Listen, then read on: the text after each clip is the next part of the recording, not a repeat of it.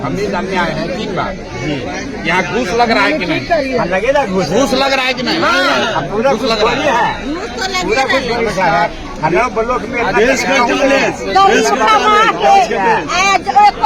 Ration card है? Ration card में कै किलो अनाज मिल रहा है? 4 की 5? 4 किलो। 1 किलो चोरी कर रहा है। 4 किलो मिल रहा है।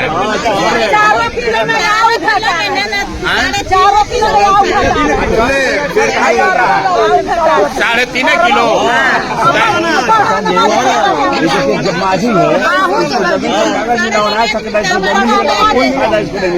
आपको जो जमीन 11 में लिखा हुआ है, 11 में है लिखा हुआ कि 11 में आपको जमीन मिल गया, आज तक नहीं मिला है।